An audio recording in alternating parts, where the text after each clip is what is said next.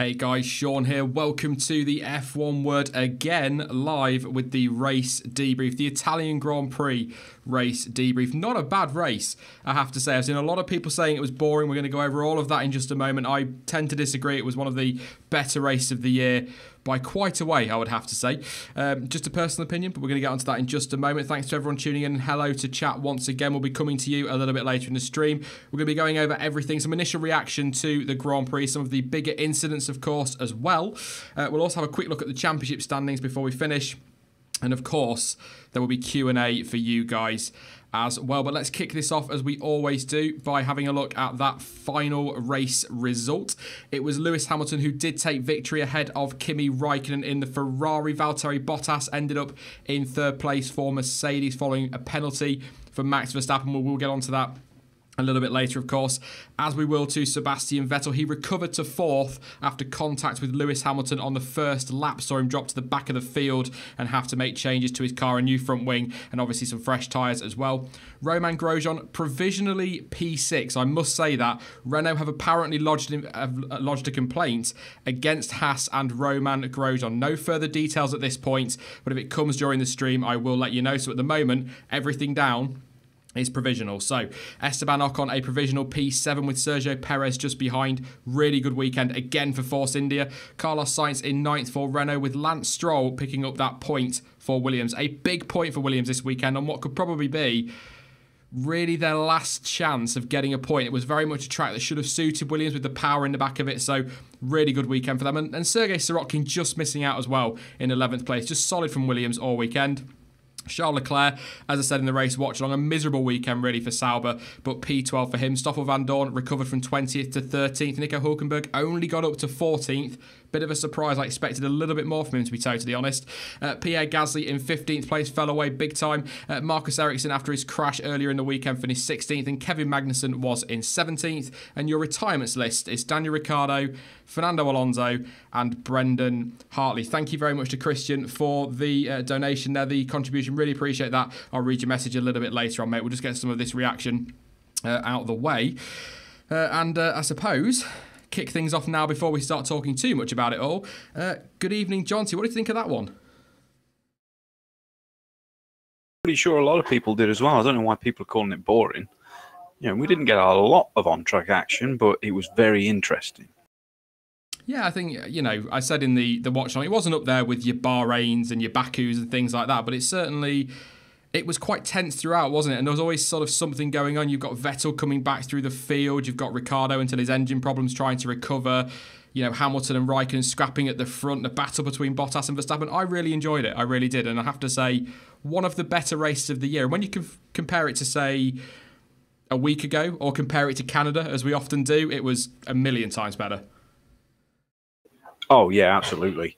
Yes, like you said, we might not have had the on-track action, but it was... You were thinking about it all the time. Which way is it going to go? How long are Kimi's tyres going to last, etc., etc.? You know, that's what we want from Formula One. If we're not getting the action of overtakes all the time, then we need to be enthralled by what could happen. Yeah, I mean, are you a little bit disappointed for Kimi today? Obviously, we'll get into sort of the ins and outs of it all in a minute, but do you feel like this could have been his weekend to really show that he's still got it? Because a lot of people doubt that he's still got it. Oh, no, he's definitely still got it. This was just another strategy blunder, in my opinion. You know, they just went for it too early. This was the result. Everyone seemed to have a little bit of issue on the soft. It certainly didn't last as expected. And it's cost them a big time today. I mean, a lot of the post-race discussion has been about how Ferrari didn't have the data on a soft tyre, hasn't it? So that's really come back to bite them. And when you think back as well to Spa, I think Toto Wolff said it after the race, Mercedes were having the same issues last weekend as Ferrari had this weekend. So it just goes to show how much, not just between the drivers, but with everything like tyres, how much this season is just ebbing and flowing. Yeah, it's all over the place. It's so difficult to call. I certainly wouldn't have bet on a Mercedes win today. The Ferrari's been so fast all weekend, and yeah, it was kind of tight in qualifying, but when it really mattered, the Ferrari was quite comfortably on pole. And race pace is one of the places where Ferrari's really had the measure of Mercedes for most of the year. So this was just a complete surprise in the pace on track, in the tyres, but not a surprise with the strategy. Yeah. We're going to get into that in a bit because we're going to have to start with the obvious one in just a second. Very quickly, thank you to all those making contributions. I'll read your comments and your questions when we get to Q&A. We'll just get some of this reaction sorted first of all. But going to have to start with the obvious, John T. That incident at turn 4? Is it turn 4? Yeah, it's turn 4, the chicane between Sebastian Vettel and Lewis Hamilton. Vettel, under attack from Hamilton, had a little bit of a look at his teammate, which I think was unnecessary, dirtied his tyres. That's not going to have helped him at all, made him vulnerable. Hamilton went for it down the outside. It was a bit of a brave move, but I suppose, he's got, I think Sky said he's got the points to spare, which is maybe in Lewis's mind. He could afford to take that risk. He went for it. For me, Vettel understeered into him. Vettel saying after the race he left him that Hamilton left him no space. To be honest, I'm not buying that. What was your take on it initially, and sort of what are you thinking now you've seen a few more replays? I haven't needed to see any replays. For me, it was a racing incident straight away. They both had space going around the corner, and Vettel just came off worse when they had a bit of contact. No one was forcing either out too wide. It was just one of those classic racing coming together. I agree. I said it in the watch along. There is understeer. Vettel does understeer into him, but it's not like it was a huge impact. It's not like it was a stupid move from Vettel to defend. It's not like it was a silly move from Hamilton. 2 4-time world champions as well. Let's just point that out. It's not like we've got 2 rookies going toe-to-toe in that corner. And at the end of the day, even if people want to say that was Vettel's fault, he dropped to the back of the grid. He got the penalty that way, didn't he? So he paid for that. But I have to say, I agree with what a lot of people are saying on social media and sitting in interviews as well. Even Sebastian Vettel alluding to it. Bit of a surprise that he was the one spinning. Yes, I didn't expect that, because all the we see this kind of incident loads in all motorsport, and it is almost entirely the guy on the outside who gets spun around. But some of the NASCAR and touring car drivers even do it on purpose. The police use it as their pit maneuver to take out runaway cars. It was very, very surprising, and I'm not quite sure. Maybe some saying because of the fuel, throwing the car balance slightly out, causing the spin, but it was odd. That's a good point on the fuel, actually. But did Vettel need to take that risk to defend like that? I was just saying there about how Hamilton had the points to spare, in quote marks, according to Sky. Vettel really didn't, and that car should be quicker. As we've seen today, it is crucial in how tight it is at the front that you need both of your cars there. Should he have backed out? Should he have backed out of it and gone, right, he's got me here, let's stay close, try and get him in at the end of the lap? Or is this just really the second braking zone? Everything's pumping, you want to try and stay ahead, you're kind of not panicked, but you want to really make sure you can deliver in that race. You don't want to give an inch because it's the start of the Grand Prix and it just all went wrong, basically, is the only way I can put it without swearing. Yeah, maybe a little bit of adrenaline because it's the start of the race. He probably should have backed out of it. He'd got Raikkonen up there at the front with him.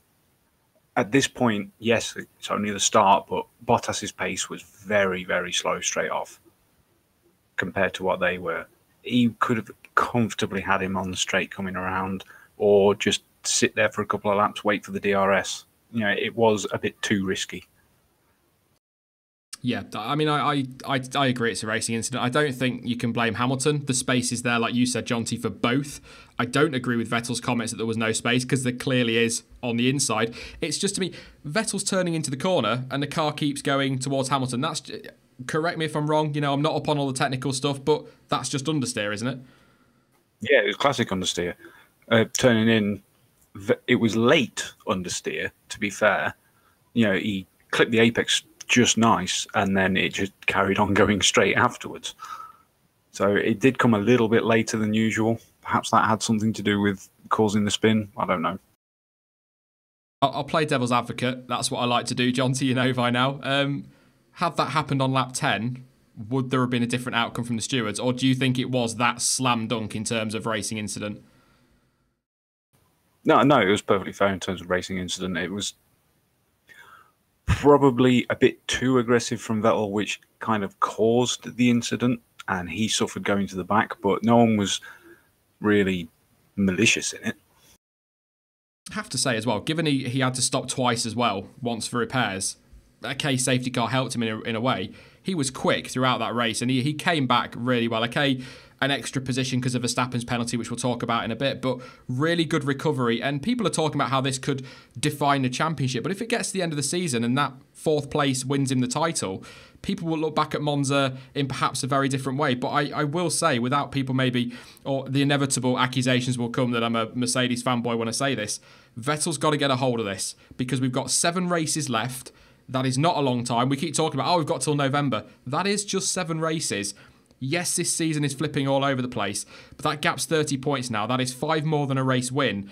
He needs Hamilton pretty much out of one Grand Prix and then needs to be beating him at another one quite comfortably, because the pressure's really... He can't afford any more mistakes is what I'm saying. He's got to be clean now to the end of the season, and that's going to be great for us because we're going to get some great racing, but I worry for Vettel because we saw last year when the pressure gets there, these mistakes come, and he's got to sort that out. Well, yeah, I mean, I pointed this out last week at Spa during qualifying when he was going absolutely crazy at the pit crew for potentially damaging the floor of the car when he was coming into the garage. Those were the early indications of the cracks starting to appear. He's been kind of cool today, but I think it will be bothering him a lot. And he really does need to put that to bed, because going forward, got Singapore next. That should be an easy Ferrari 1-2 victory. But at the moment, can we see that happening? There's just that little bit of shakiness around the whole Ferrari setup at the moment. Yeah, I mean, I was talking about Singapore in the watch along. I spoke about it this week as well. It should be a track where Ferrari is strong. Red Bull will, of course, be in the mix depending on what happens with Ricciardo now and his engine. But it's a race that, if you take last year out of it with the win, Mercedes struggle at. And actually, Toto Wolff himself and Lewis Hamilton has said they were lucky last year in Singapore because of the Ferrari incident, because the rain came. But if it's a standard race, no collision, no rain, they could very well end up 5th and 6th in that Grand Prix, Mercedes. And suddenly the title takes yet another turn if Vettel wins that race and gains, 10, 12, 15 points. Yeah, exactly. Singapore should easily, like we said, Singapore should be easily Ferrari's race, and Red Bull should be very, very strong there as well, assuming the engines keep up, but that's another story. Yeah, I tell you what, I said it in the watch along. I'm really looking forward to Singapore because we're talking a lot about, have Ferrari got the best engine? You could probably say in terms of power, looking at Spa and the pace they should have shown in the race today, or Vettel did show the pace and Raikkonen did until his tyres went, and what we saw in qualifying, they seem to have that little edge. It's not a huge gap, but they've got the edge over Mercedes, and now it's all coming down to who's got the best chassis. Singapore's going to show us that, and other tracks will between now and the end of the season, but I try not to look at this as any kind of title defining, because I think Singapore, as we've seen in recent years, and of course last year, I think that's the one for me that really will define which way this title's going to go. Oh, yeah, absolutely. There's been, well, it's not just that one. There's been so many little things which cause Ferrari to lose points. But it's always when they are in the mix to gain. It's never when things are sort of even. It's always when Ferrari are on the front foot, about to get a big march on Mercedes, and something goes wrong. Do you think Mercedes put a lot of pressure on them, and they feel it maybe more than Mercedes feel the pressure from the Ferrari, if that makes sense? Possibly. I mean, they do play some games towards that. I'm sure we'll discuss it at some point with the faking pit stops. But Ferrari just don't seem to know how to react to it. Yeah, I was going to come on to the pit stops now, and obviously there's been some reaction on social media, people saying, I thought this was against the rules.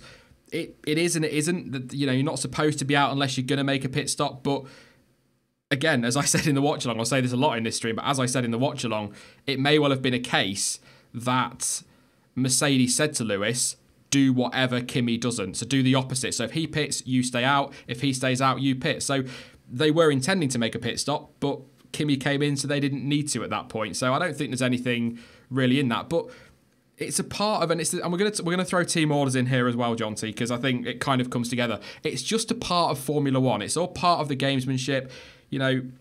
It's always been around. Team orders have always been around, and that's just the way it is. And with the greatest of respect to everybody who love Ferrari, the truth is, if the boot was on the other foot, they would do exactly the same. Possibly, but the whole thing with the not coming out unless you're making a pit stop isn't some kind of sporting regulation. It's a technical regulation for safety. It was brought in. It was another thing which was brought in as a result of Imola in '94 when we had 4 pit crew, I think 3 from Minardi, 1 from Ferrari, who ended up in hospital as a result of an incident there. That is also what brought in the pit lane speed limit.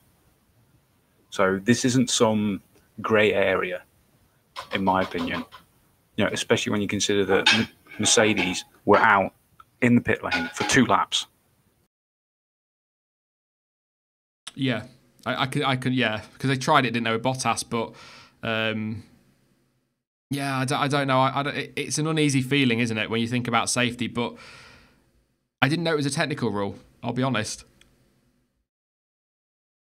Yeah, absolutely. Certainly, it was brought in because of the incidents that happened at Imola.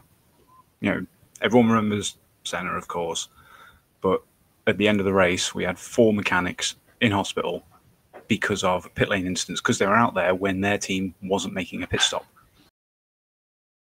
So do you think the FIA should be pulling Mercedes, not penalties or anything like that, but pulling Mercedes aside and saying, look, don't do that?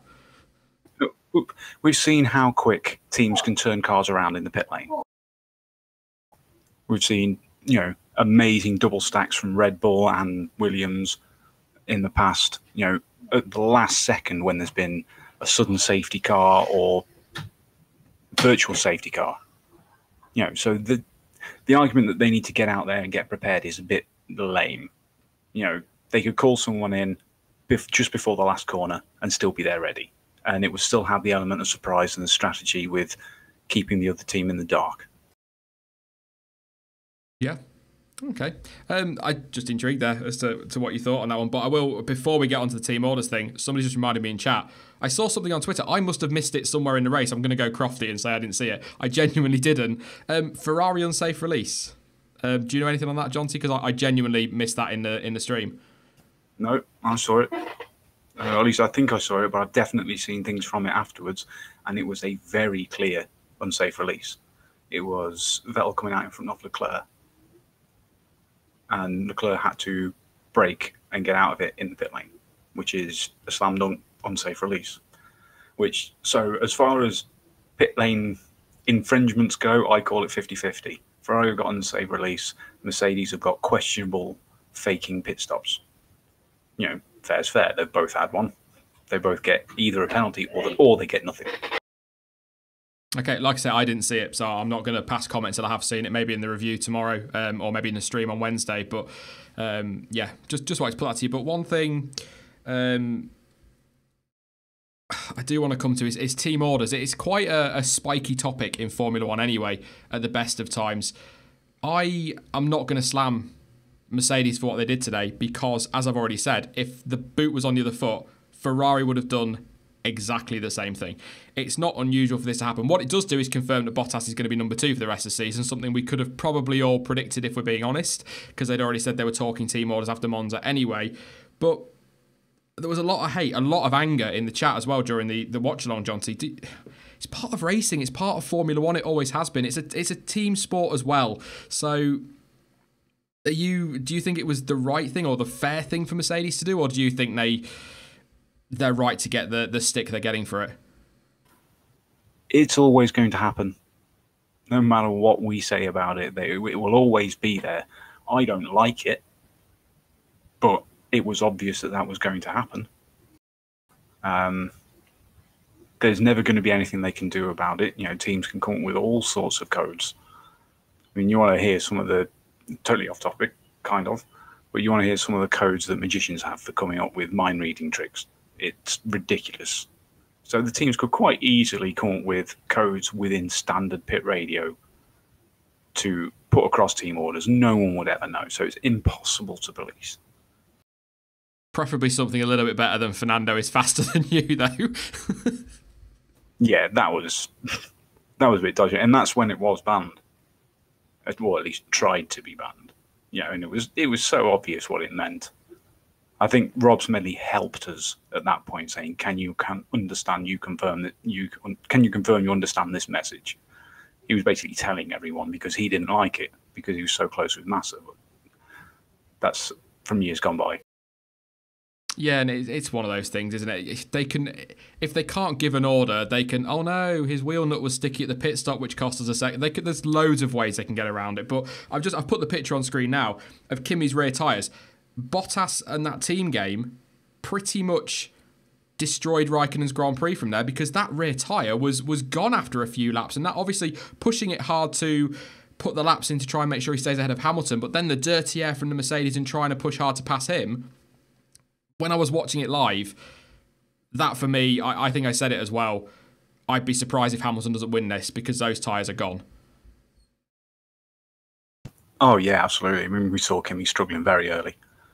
And as you said earlier on, Ferrari didn't really have the data for the soft tyre, so it just throws another bit of doubt into the strategy. Why were they bringing him in so early when they don't know what the soft's going to do? I mean, that's a very, very risky call, especially in the position they were in. Yeah.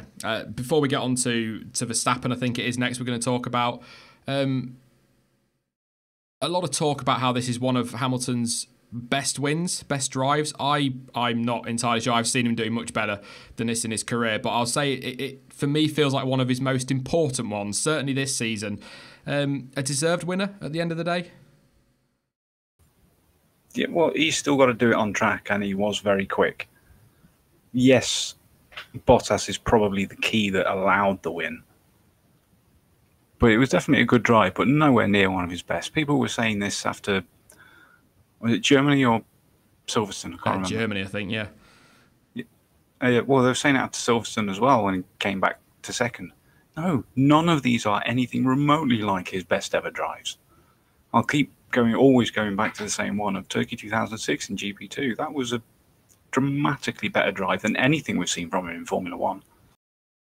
Yeah, equal machinery as well in GP2. So, I mean, it's hard to say a driver doesn't deserve a win because, like you said, you've got to get it done on track, and he had to make the pass the Ferrari twice, of course. So, but yeah, I'm going to just say it was absolutely phenomenal. And a very quick word, can I just say, the booing on the podium and that around Hamilton this weekend, it's not nice, it's not pretty, it's not necessary, but I do just want to point out I was at Silverstone and the booing for Vettel was just as bad. Yeah, exactly. Honestly, that's been bugging me, the way he's been playing the victim card and becoming very outspoken about the booing, but never said a single word about it when it was at Silverstone. It's a classic case of double standards. It's not nice, but it's a part of every sport, and I think it's just something that we're going to have to get used to. And racing state there, it's all part of the game, and that's it. But Max Verstappen, penalty for causing a collision with Valtteri Bottas. Didn't leave an awful lot of room on that start-finish straight. He was fuming over team radio, saying the FIA are doing a great job at ruining Formula One.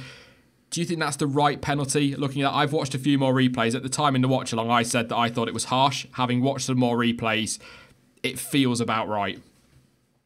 It does feel about right. It's perfectly fair.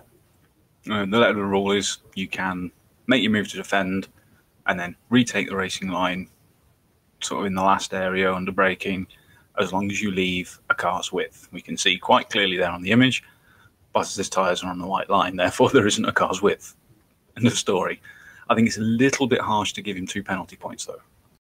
Yeah, I was just going to say, I think that's a little bit over the top. It's not like it was into the braking zone, but it wasn't hugely high speed or anything like that, was it? And it isn't, I don't know, you say about the white line, but they talk about track limits and how your tyres have to be over the white line, a whole tyre over it. But I agree, he's on that limit of the racetrack. And you could say he's left a car's width, but he has left nothing more than that. So I can understand why they've given it, but I can also understand his frustration. He's racing hard. He wants to defend. He wants to take this fight to Bottas and try and grab a podium. But at that point, with all due respect to him, I felt it was fighting a losing battle anyway, and it was an unnecessary move. And of course, a bit further over, and it's damage to both cars, and you're out of the race, and you don't get any points anyway. So a little bit aggressive, but I kind of regret saying in a watch along that I thought it was harsh, because having watched onboards and other replays, it is pretty. It's not a slam dunk, but it is probably about right, as I've already said.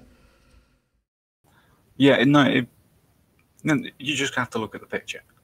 You know, a car's width, yes, it doesn't say it to the letter of the rules, but it does indicate enough room to get something between you as well. You know, if everything was just left an exact car's width, then no one could go anywhere because they'd all be wedged together. I'm just sorry, look at chat. I think it's Gust, I think you pronounce it. It says Green Park belongs to the track. Same stuff they're driving on in the last corner.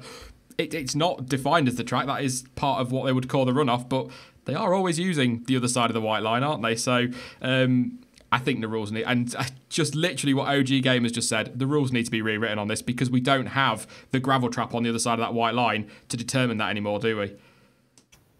No, I think they can be seen as very different incidents, sort of track limits for overtakes and track limits for, you know, time gained. You know, the cars always run out a little bit over, you know, if you did it to the letter of the law, then no one would ever touch a curb. So, you know, and that's definitely a part of getting the most out of your lap time. When your two cars fighting together, you can't do it the same way, because if you did, in this image, Bottas could be all the way over and have 1 inch on the white line and the rest of his car on the grass, but that would still be okay because there is enough for the car on the track. Yeah, it's very difficult. That's quite clearly off the track. Yeah, that's quite clearly off the track. I've put that up for a reason. A few people debating this on Twitter, and it's a screen grab. That was no penalty for K-Mag. Yeah, ridiculous. That is an absolute penalty all day, every day. You know, his own car is, you know, 2 feet off the track. How that's not a penalty, I just don't understand. I think that was taken at Silverstone, I believe. But that's just to highlight the inconsistency that we get from the stewards. I'm not saying that this means that Verstappen shouldn't have got a penalty or Magnussen should have got a penalty. I mean, he should have. But the point I'm making here is that if that's not a penalty and Max's is, that completely highlights the inconsistency in the stewards. But I'm not going to sit here and say I'm surprised by that, John T, because we've been seeing this all season, and over the last few years, it does seem to be getting worse. And to be fair, actually, I'm going to correct what I've just said and contradict what I just said. Actually, early in the season, they look to have found some consistency, and it's just gone to pot again as the season's progressed. Yeah, very much. I mean, that one that's up now is how any steward can not call that a penalty is beyond me. I mean, just look at it. It's completely off the track. It's ridiculous. He's actually got half of his car in the gravel. It kind of just sums it up, doesn't it? It really does. So, someone in chat there just saying they already warned Max. I believe that the Joker was for cutting the chicane. I don't think that was a case of you've used your Joker, so now you can't do anything wrong. I think it was you can't cut that chicane again, is how I read that. Yeah, that's what I thought. Let's move on from that. I'm sure we're going to get into that in Q&A. There'll be a lot of people wanting to make their point as well. Daniel Ricciardo, brand spanking new Spec C power unit, John T. And it blew up again. I mean, what do you say? I'm running out of things to say. I don't know how many retirements that is in the last 6 races. I think it's like 4 or something like that. Yeah, not good. Yeah, especially when Verstappen's engine was particularly good as far as the Renault's at Monza goes today. Very, very interesting. I tell you, it took Bottas a while to get past him, even with all the, obviously,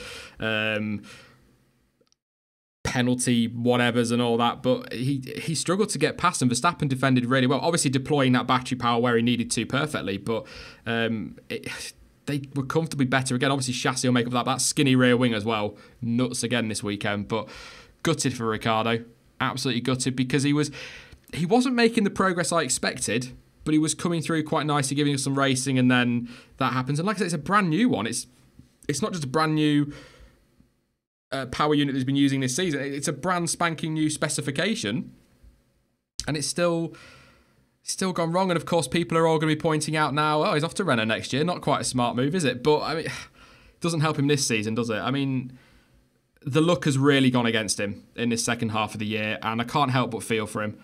And I'm hoping this is going to get turned around for him, even if it's, he has to go back to the Spec B in Singapore, which I think Christian Horner's talking about, how he doesn't need to take a penalty because they can just take the Spec B unit back. But if they've got to change that for Singapore, that's another shot at a win gone for him this season. Yeah, exactly. It's getting beyond a joke, and it's already erupted all over Twitter and various other social medias about the fact that it seems to be that engine in that chassis. Some people have even gone so far as to say that Renault are trying to make this happen on purpose to make Danny so angry that he just jumps ship straight away and they can put him in sighted seat. Which is a bit far-fetched. I can't see that happening, but people are already saying it. Like I say, I love a good conspiracy, but I can't believe that for a second. Because at the end of the day, whether it's rebadged as Tag Heuer or not, it's still the Renault name, isn't it? And they're going to be dragging themselves through the mud. But it's not. But then at the same time, that's the same engine that the Renault boys are running, and it was considerably quicker in that Red Bull. Of course, the better chassis, but I don't know. All I want to say on it is I really feel for him because he is a nice guy. He's a very popular guy, and he doesn't deserve this bad luck. But conspiracy theorists everywhere are going to talk about stuff like that and are also going to start throwing around why is this not happening to Verstappen kind of stuff, the ridiculous stuff that gets thrown around in Formula One. But I don't know. Yeah. I don't know what to say on it. The main reason that most people seem to be grasping onto is the fuel, because the PU has been developed with specific fuels, and Red Bull don't use the fuel that Renault advise. Now, we have no way to know how much difference it would cause, but you've got to think it will make some issue, especially with how precise and fine detail these kind of power units are. Yeah, what I would throw in there as well, though, is sort of the situation Red Bull are in and Renault are in. If he's having to, that first failure puts him out of position, which means he's got to push that engine harder. He's in the dirty air, he's in traffic, he's putting more strain on that engine. So I think we have to remember as well that because he's having to push so much harder race after race because he's getting his penalties, he's putting more strain through that engine. And if it's not reliable anyway, that's the last thing they need to do. Whereas, for example, Verstappen in Spa was a comfortable third, could turn things down and look after it a little bit. Yeah, possibly. Well, see, again, the problem is that for us, it's all suspicion, conjecture, suggestion, and we can only go by what we're told. And then we do know for a fact that they're using different lubricants and fuels. So that's the only real difference we know of, apart from maybe the packaging. I mean, people do say a lot about that. But I do think it's the fuel. We hate all that speculation as well, don't we, John T? Oh no, we love it. But it makes it difficult because sometimes we really want to know just a little bit more so we can make a more educated guess. Just an update for those interested on the Romain Grosjean situation. Andrew Benson from the BBC has just tweeted about 20 minutes ago. Renault protest is about the leading edge of the Haas's floor, and that's coming from the FIA F1 director, Charlie Whiting. He said it's a geometric issue. Renault have also confirmed that they have protested, but will not be making any comment at this time. So I tell you what, John T, correct me if I'm wrong, but it feels like a bit of a while since we've had a little technical drama like this after a race.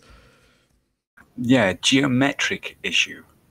That's a funny terminology. I'm wondering if they might be arguing the rake angle. Maybe. That's all the information we have at the minute. If anything else comes through on the stream, we will go over it. A couple of other incidents, or actually I think I'm going to cover one actually. Brendan Hartley.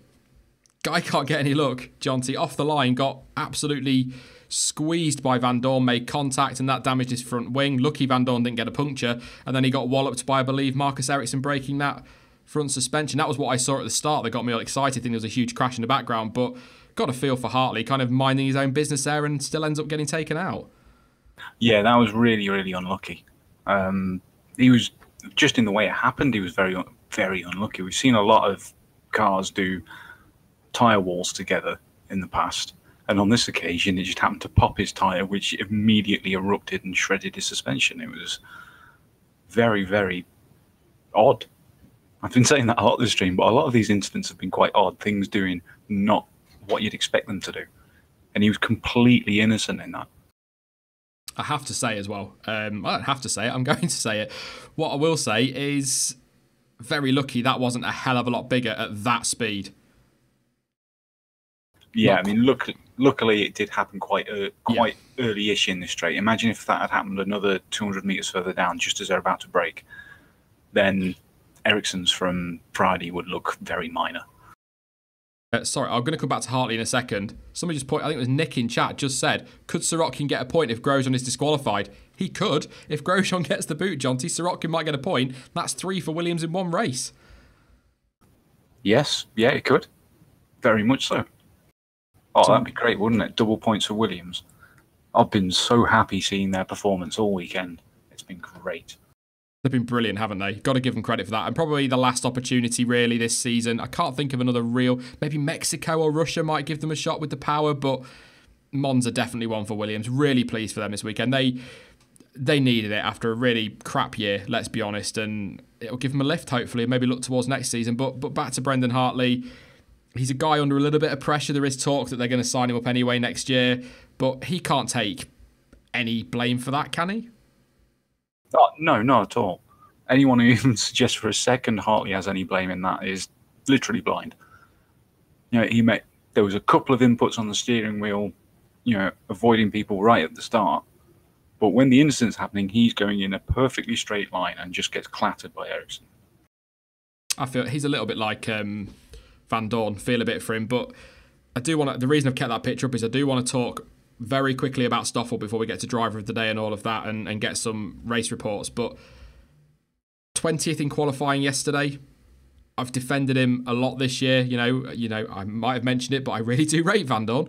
Become a proper catchphrase. But he's a guy under massive pressure who needs to deliver. And whether he's got the same equipment as Alonso or not, he's not delivering, Jonty, is he?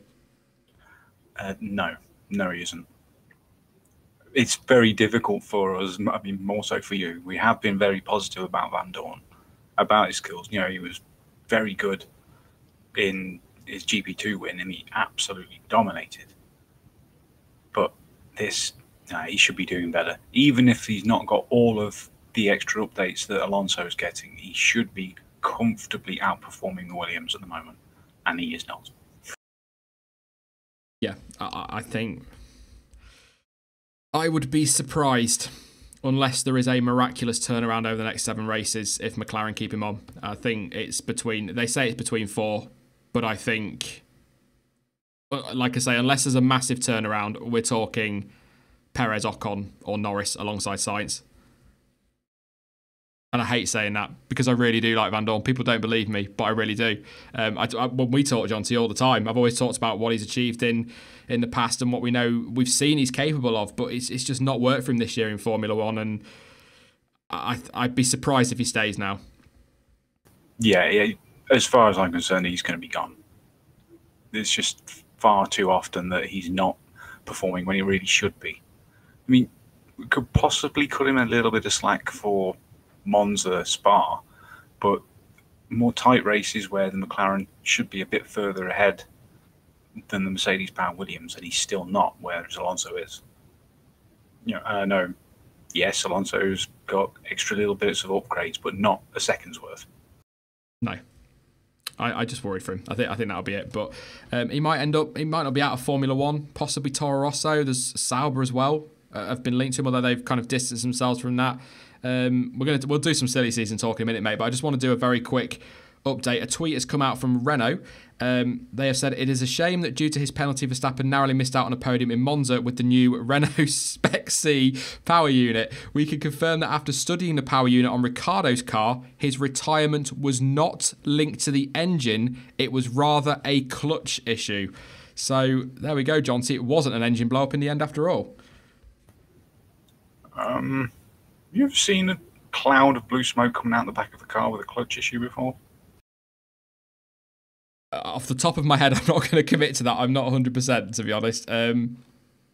I think there's a bit of back and forth drama there. It could well be a clutch issue, and the smoke is related to hydraulic problems because it's hydraulically actuated. But that seems unlikely. Yeah, we'll see.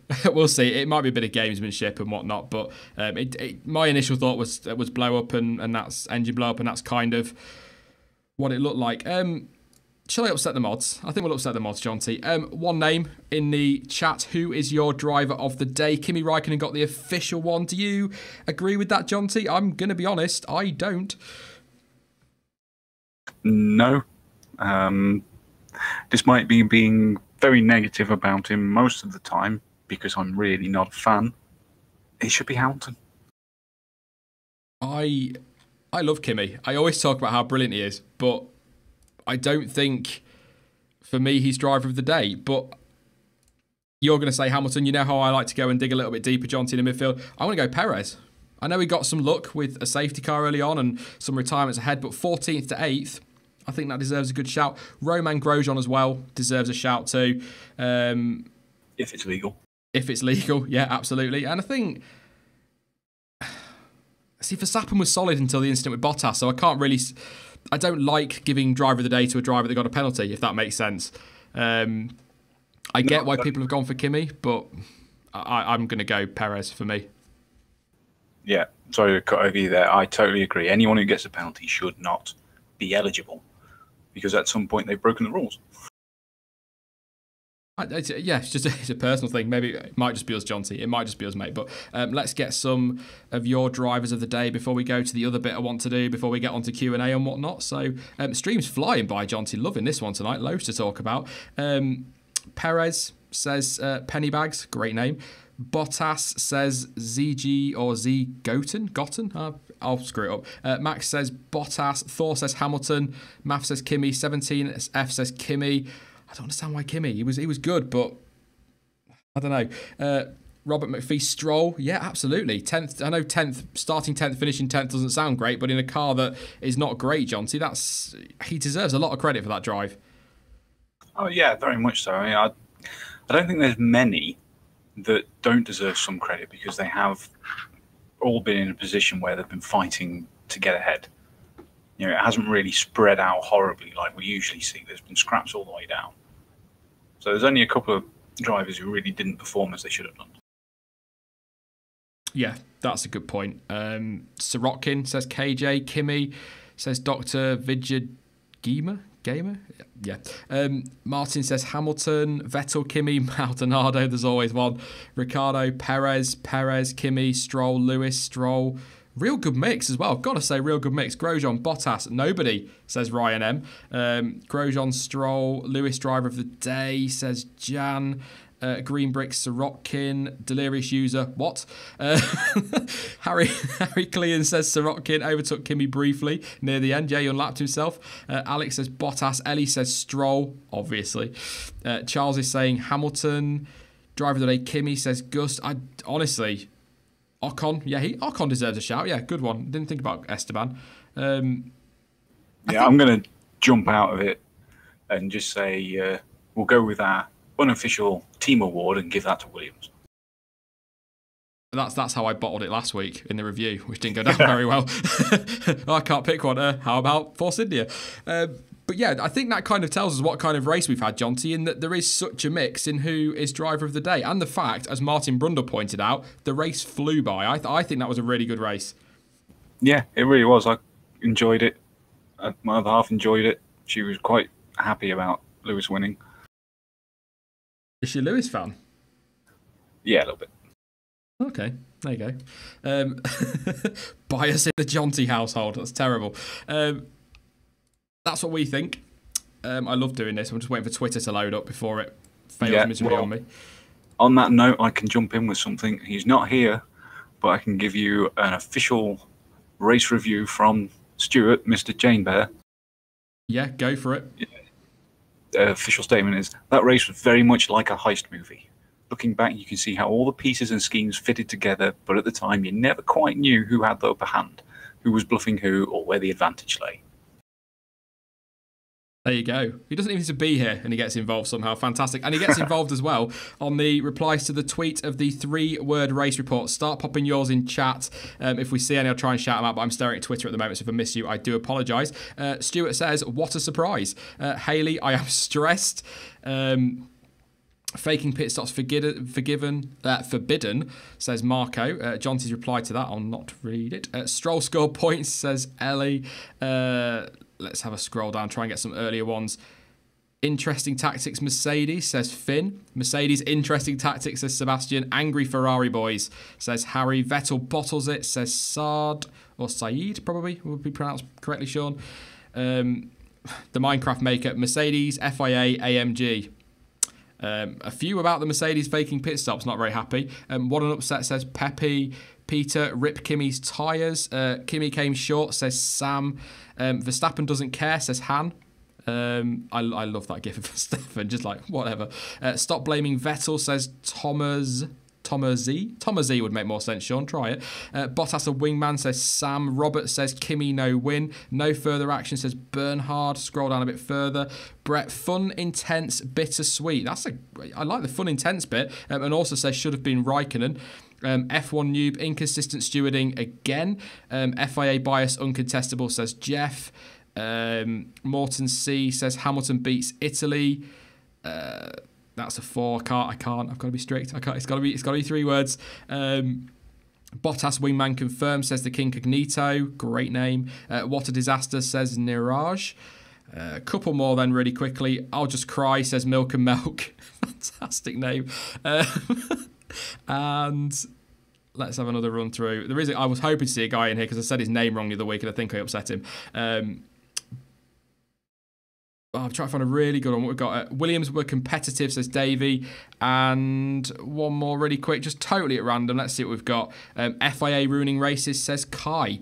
Jonty, your 3-word race report, mate. I gave you plenty of time to think about that then. But I can stick with the one I put on Twitter, which was look out, Kimmy, because on the podium someone smacked him with their flagpole. Did you see that? No.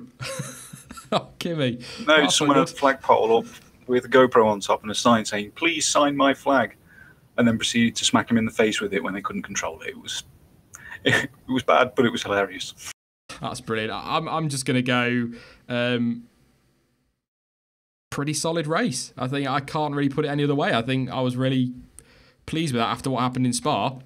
And proof as well. I said in the brief little pre-show I did before the watch on Jonty that it'd be a terrible race, and look what happened. So that is it. It is confirmed from here on in. We need to make sure we're saying it's going to be a crap race, mate, because it seems to work out the other way. Yeah, it certainly worked this time. You know, and then we've got Singapore next. That's going to be very interesting. It's going to be a good race. No, it's not. It's going to be a crap race. It's going to be an awful race. It'll be the worst race of the year. Sorry, I nearly jinxed it already. Yeah, I do look forward to Singapore because you just don't know. Quick look at the driver standings before we get into Q&A. Hamilton now 30 points clear of Kimi Raikkonen. No, he's not. He's 30 points clear of Sebastian Vettel. It didn't go that well for Raikkonen today, who is staying 3rd in the championship for Raikkonen, 4th for Bottas, 5th for Verstappen, pulling away from Ricciardo after the Aussie's retirement today. Hulkenberg stays 7th, Magnussen 8th, Perez 9th, and Alonso in 10th. Have to say, I believe, I've not got the constructors here, but I think Haas have jumped Renault, Jonty. So no great surprise we've got a protest today if we're sticking tinfoil hats on again. Yeah, a lot of people are saying that when they've been asking why. Oh, well, they've just overtaken them. Surely that's the reason. I mean, I've been reading a little more. Apparently the protest is the viewing issue. There's regulation about how much of the strakes for the floor and the side barge boards and stuff you can see from a bubble below the car. And apparently it infringes that. So it should be very easy for them to find out. Okay. There you go. I'm going to go on to Q&A, I think, Jonty. I was going to say something about the channel, but I'm going to leave it till I've spoken to you afterwards, mate. I think is the right way to do that. One thing. I've been waiting for the F1 site's taken forever to update the constructor standings. Force India are now 9 points clear of Sauber. Seriously. Could get better as well if Grosjean's disqualified. Yeah, exactly. How close are they to Toro Rosso? They can't be that far off. 2 points. Jesus. And Haas and Renault are tied on 84, but obviously Haas have had the 4th place. Was it 5th? That's awesome. That's what a story. We keep saying it, don't we? I'm going to take some of your questions now then, if you want to pop them in chat. But I think, I suppose to summarise all of that really quickly, John T, I think a really good race. I think a really decent race. Yeah, like we were saying at the start, it might not have had as much on-track overtaking action as we would be used to, but you've got drivers chasing others down, drivers coming through the field, and the whole edge of seat stuff of how long will these tyres last. That's always fun to see. Astro wants to know on Ocon's future 2019 and now, and has that race made an impact on it? I don't think he's going anywhere mid-season. I wouldn't be surprised if he did, because obviously the Strolls now own Force India, if you like. But all the talk from Force India, from Williams this weekend has been all about next year. He's had a seat fitting, was what they said, but it was more about making sure everything was set for next year. So I would not be surprised if it all sticks for now, because obviously Force India want to gain that ground in the championship, and a driver lineup change could mess that up for them. Not saying that Stroll wouldn't deliver. I'm just saying that a change is going to upset the team. It's going to mix things up. So they want to focus on that. I think it's going to stay as it is for now, and I would not be surprised, given what McLaren have said about Perez, if Ocon now stays at Force India. But as we've said so many times, John T, this is just all over the place like the championship is. Yeah, I mean, it would be very silly for drivers to be changing around in this situation, especially when they're in such a tight fight in the constructors. We've seen, I mentioned it a couple of weeks ago in the past, where you've got drivers who are doing really well in their current team, and a chance with another one comes up. We saw Fisichella go to Ferrari after Massa's accident, and he just couldn't get on with the car because he didn't know it and didn't perform at all.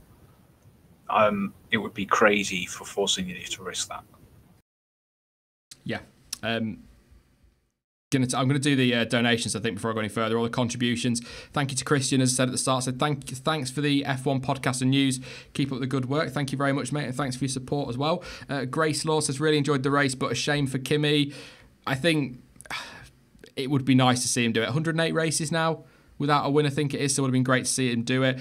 Greg Dunbar, once again, thank you very much for your contribution, mate. Says, keep up the good work, guys. And we've just had another one come through from Angu Day. I'm going to go with that. Who do you think will get the 100 points in the midfield? Good question. I'm going to say Hulkenberg, because he's not a million miles off that, is he? I don't think. No, he's pretty close. Unless you meant constructors, where both Haas and Renault are in with a really good shout of it, both on 84. They could do that. I think Force India, I suppose teams makes more sense. But yeah, I think Force India did last year, didn't they? Over 100. Yeah, very much so. Hulkenberg, individually, Hulkenberg and Magnussen, 52 and 49 respectively, that might be a big ask with only 7 races to go. But we could have another 2017 Singapore, and they all get loads more points.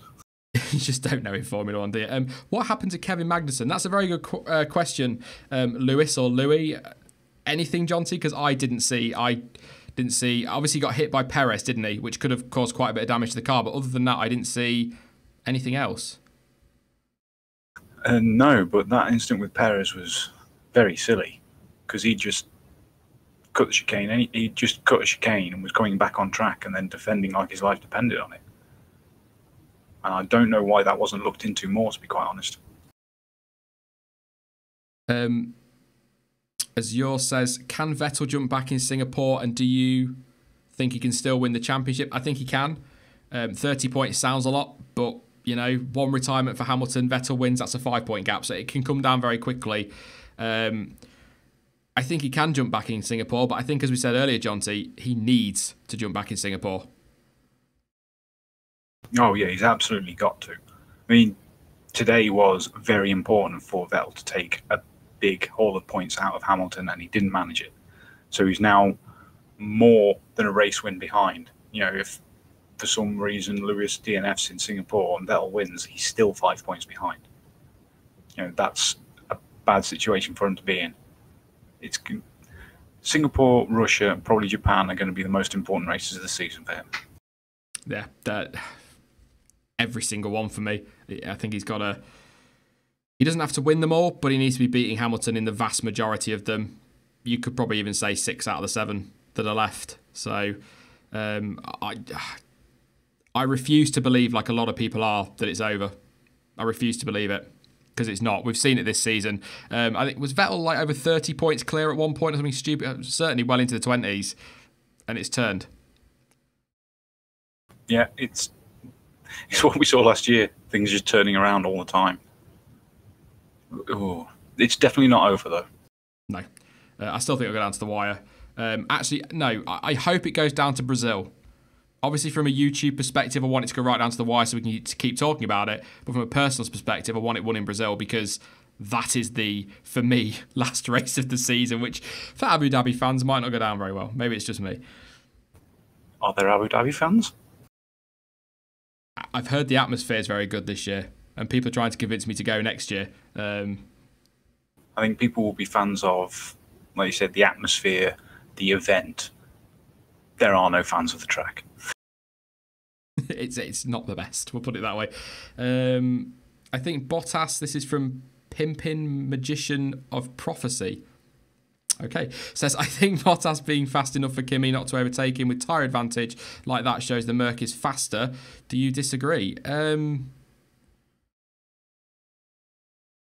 I do disagree because I think the Ferrari on power is quicker, but I really struggle, Jonty, to pick an overall fastest package because every time I think, well, Ferrari are clearly quicker, Mercedes come out and pull a result out. And yeah, they've played the team game today, but I think it really is that close between them.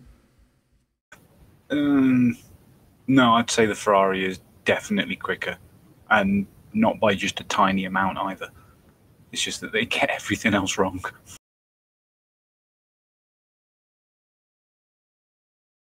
Having a quick scroll through. I just saw a couple of questions, but stuff we've already covered. I'm going to try not to go over. A lot of people asking about Sebastian Vettel and the title. Like we said, I don't think it's over at all. I'm not answering that one. Sean Percy, I think Vettel has bottled the championship again with his mistake in Germany and today, which I think is his fault. What do you think, says Brandon Glover? He does snap under pressure, doesn't he? Or it feels like that. When the pressure's really on, he really does seem to crumble under that. But at the same time, what's weird, and I'm going to contradict what I've just said completely in many people's eyes, but this year I think he's been a lot cooler or calmer with it, to be honest, Jonty. Last year when he was making mistakes, he was you could see he was very tense, whereas after the race today, it was kind of like almost, he didn't leave me enough space, I'm not happy about it, but we move on to the next one. Yeah, he has been a lot cooler overall, but like I said earlier, there's just those little cracks starting to appear. Perhaps it's because we've got 2 races back to back with so much stress on them, but he definitely needs to chill out and focus and ignore everything else around him, particularly the other side of the garage. Yeah. Couple more here that I've got. First one is, I just saw it from Rico. Sean, do you think that the FA has bias towards certain drivers or teams? I don't know. Yeah, some of the inconsistent decisions would make you say yes, but I would like to think, Jonty, that there isn't any bias there, but like I say, with the inconsistency sometimes that goes in favour of some teams, you could argue that there is, but at the same time, I might as well say it, Ferrari is the one that everyone talks about, but then today all I'm seeing on social media is how the FIA is biased towards Mercedes. So it sometimes feels like this bias word gets thrown around when people's favourite team don't come off the best. I think it all comes down to the fact that we don't have a single set group of stewards like we've talked about before. Because we get different drivers, different stewards here, there and everywhere, you're never going to get the same consistent decisions and the same opinions on what's a racing incident, what's got someone at fault. That is the biggest problem at the moment. We've been saying that all year, haven't we? If you've got 5 different people at every single race, that's 5 different opinions at every single race. So things are going to, like the Alonso and Magnussen thing we were talking about versus the Bottas and Verstappen one today. 2 completely different sets of stewards come up with a completely different decision, despite the fact one was a damn sight worse than the other. So, yeah, I think that needs to be sorted. I don't know if they can ever have a set of referees, if you like, that travel the world with them, because then there could always be that claim of bias, couldn't there? I think they try and have different stewards so that you can't have a bias, but something needs to be done. But I'm going to go with this one now. It may be the last one because we are at 6 o'clock now, so we've been running an hour. It's from Abhilash Gunta, and I'm sorry if I've pronounced that wrong. It says, have you guys discussed about Kimi's seat already? If not, please do. I didn't get a chance to talk to you in a pre-race about it, Jonty, today. The talk is that the deal is done and Leclerc signed his contract for that number 2 seat at the Ferrari A team, if you like, when Marchione was still with us. So he is going to Ferrari and Kimi's out. Do you believe that? I mean, I'm going to say that comes from this is what somebody else described it to me as, but the German equivalent of the Sun, which is Bild. So it may not be entirely reliable, but thoughts, Jonty? There's been a lot of stuff come out about this. I did see an article where it was a conversation in German that's been translated, saying that it's done, dusted, and was done a while ago. I'm not convinced. I do think that if it was going to be announced, it would have been today. Today's still not finished, but I do think it would have been on the podium, or at least in the post-race press conference. I would believe it, and I kind of do think that something has been signed for Leclerc, but because he's a Ferrari man anyway, if they change their mind, it's not a problem for them, surely, to say, look, we're going to leave you in the Sauber for another year, or put you in the Haas for a year, and then we'll look at 2020. They can do that quite easily. I know it's a contract, but he's already signed to Ferrari anyway. Yeah, that's true. It just depends on which contract it is. Yeah. Because they will have different... You will have a contract to be on the Ferrari development program. There'll be a contract as a specific Ferrari team, race car driver, this, that, and the other.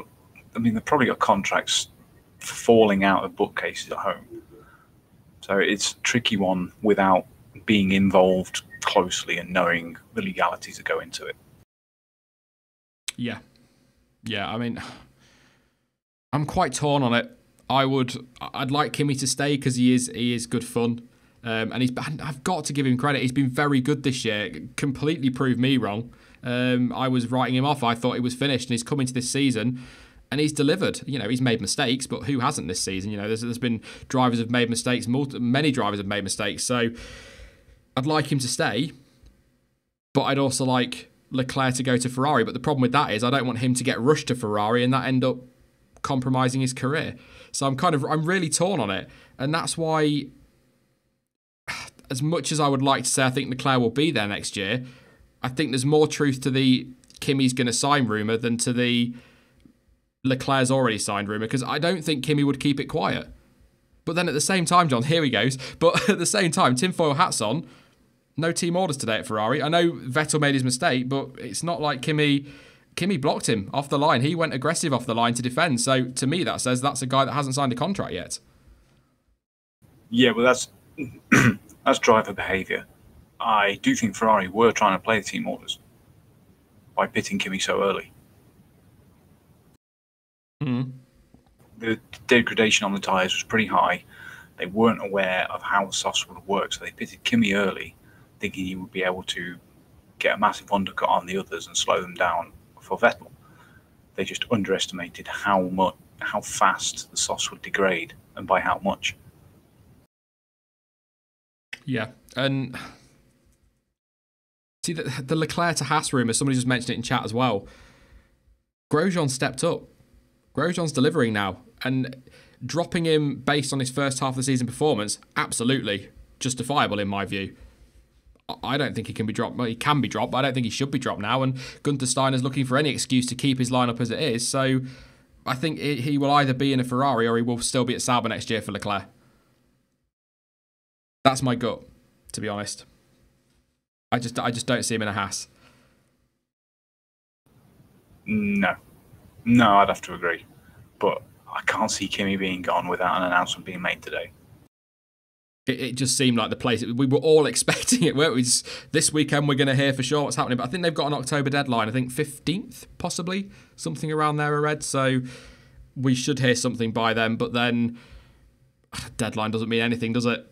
they can move a deadline if they want to. So we're going to leave it there, though, John T, because we are overrunning, of course. That is just how we do things. Thank you very much for coming along to this one, mate. It's been a pleasure discussing this one because I've really enjoyed that race, and the stream has flown by even quicker than the race did. Yeah, the race has gone so quickly. I mean, it always is at Monza because of the higher average speeds, but it was really enjoyable. I'm hoping we get more of that. Yeah, absolutely. It's going to be a great fight between now and the end of the season. But thank you very much, mate, and I will inevitably talk to you shortly. Yep, I'll see you later, folks. Thank you very much to John T for that one. Thanks to everyone for coming out, not just for this one, but also for the watch along. Loads, I think about 3,200 people turned up for the watch along, blew our records away. So thank you very much for that. Thanks to everyone that subscribed as well. Don't forget to smash that like button if you have enjoyed the content tonight, and also don't forget to subscribe if you're new too. I will be back soon with more content as ever. I'm hoping, fingers crossed, I'll be able to do the race review tomorrow. But as most of you will know, I've been struggling with my throat this week.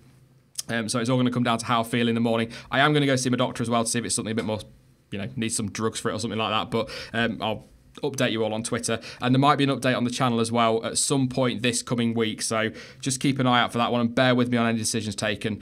So hoping to be back with more content soon. We will be live on Wednesday, definitely 100%, with hopefully Dan and John T as well, and of course we'll be next with the race weekend stuff in Singapore in a couple of weeks time. A bit of a break from racing now, but it'll soon come round. In the meantime, you can follow me of course on social media. Links to Twitter, Instagram, Facebook and to Discord are all in the description down below. But as ever, thank you for watching. I've been Sean. This has been the F1 Word, and until next time, goodbye.